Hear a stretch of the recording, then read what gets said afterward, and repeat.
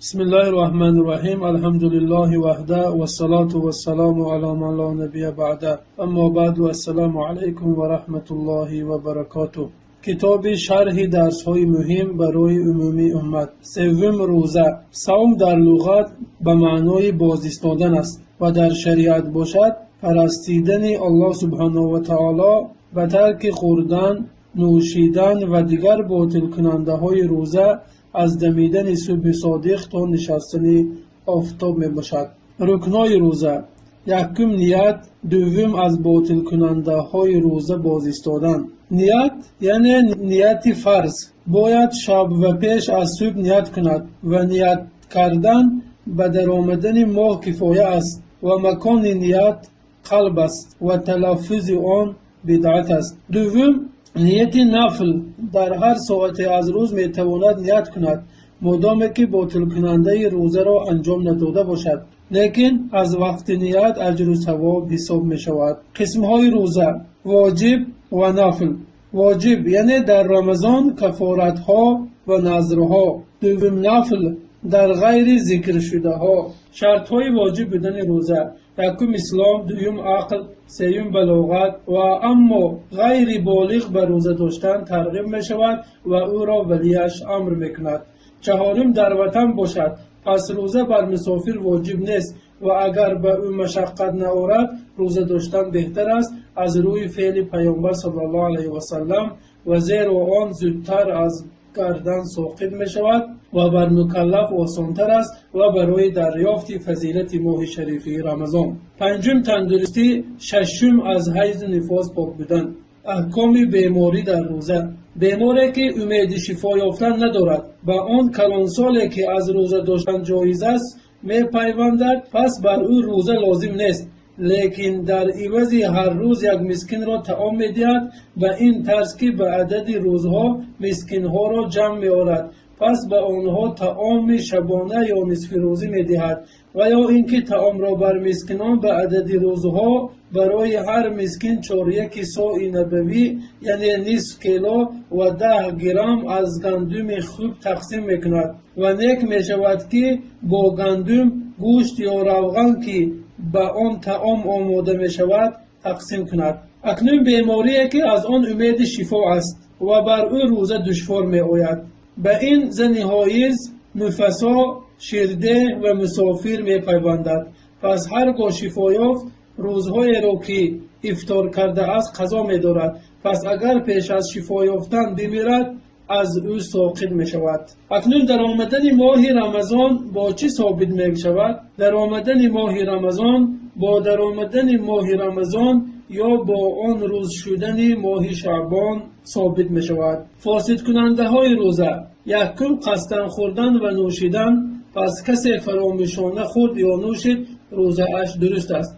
دوم همخوابگی با همسر هرگاه در روزهای رمضان باشد و حالا که روزه بر او واجب است بر او کفارت سخت لازم می آید و آزاد کردن غلام است، پس اگر غلام آزاد کردن نتواند پس 2 ماه پی در پی روزه می دارد، پس اگر روزه داشته نتوانست پس 60 مسکین را طعام می دهد. سوم ریختن آب منی با سبب مباشرت یا بوسه یا آغوش کردن یا مانند آن. چهارم آن چیزی که به معنای خوردن یا نوشیدن باشد مانند سوزنداری غذا دهنده اما غیر غذا دهنده، پس روزه را فاسد نمی کند.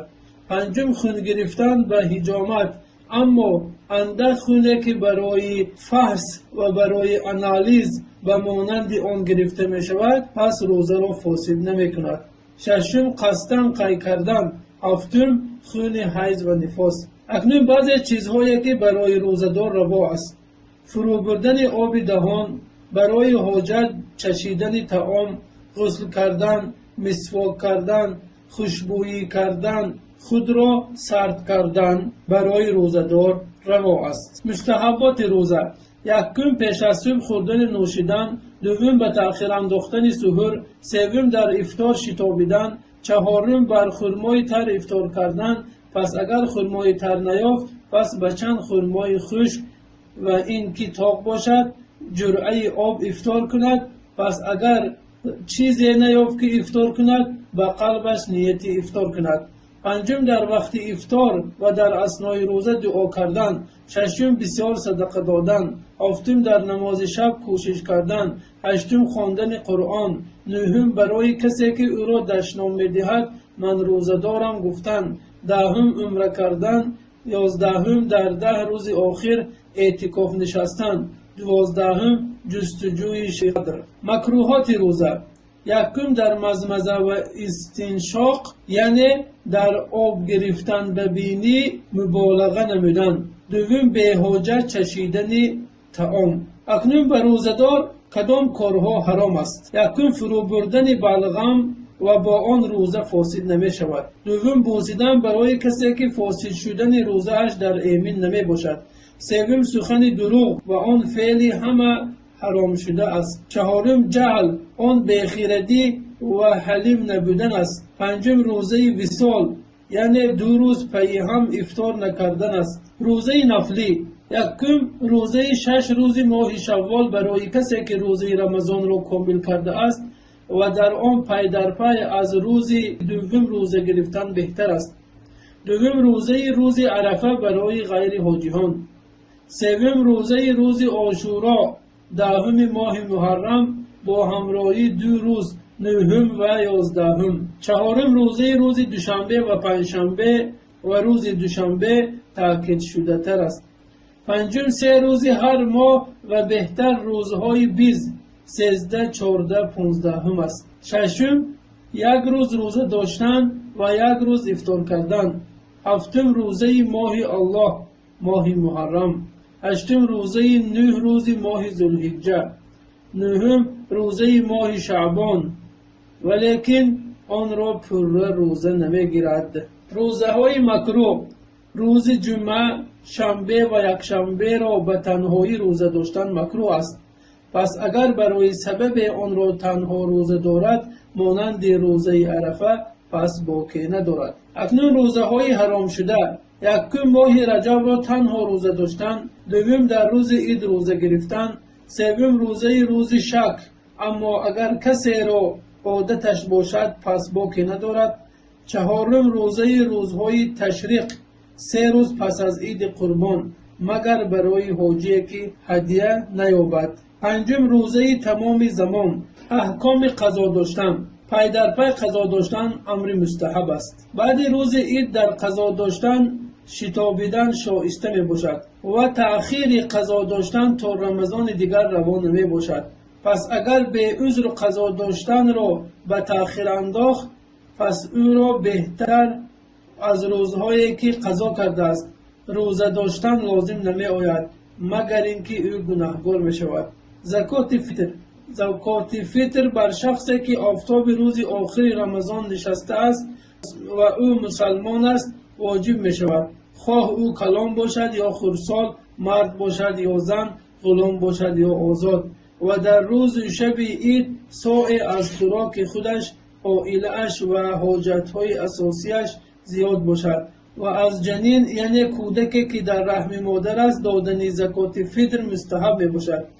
و حکمت مشروعیت زکات فطر همانا آن برای روزدار از بیهودگی و رفث، دشنام و حقارت پاکی است.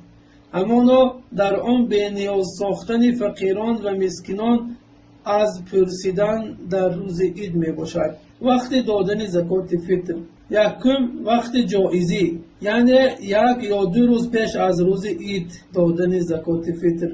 دوم وقت مستحبی بعد نماز بامداد پیش از نماز عید. سوم وقت حرام که آن بعد از نماز عید است. مقدار زکات فطر: 1 سا طعام از چیزهایی که آدمان آن را خوراک میگیرند پس از نخود جایز نمی شود و مقدار 1 سا 2 کیلو و 40 گرم از گندم خوب می باشد. نماز عید و آن بر هر شخص فرض عین است و بعد بلند شدن آفتاب به اندازه تیر نیزه تا زوال خوانده می شود و هرگاه شد قضا داشته نمی شود و ادای آن در صحرا بیرون از شهر سنت است و در مسجد نیز درست می باشد. و پیش از نماز عید چند خرمای به طور تا خوردن و پاک خوشبو کردن و بهترین لباس را پوشیدن و از راه رفتن و از راه دیگری بازگشتن سنت است.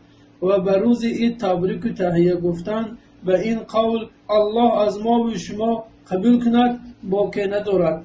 و تکبیر مطلق در شب عید و پس از نمازها تا شستن آفتاب روز عید سنت می باشد.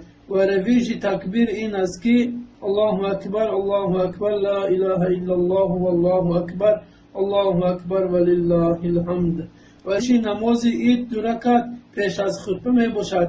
در رکعت یکم بعد از تکبیر احرام 6 تکبیر می گوید و در رکعت دوم پیش از قرائت به جز تکبیر قیام 5 بار تکبیر الله اکبر می گوید.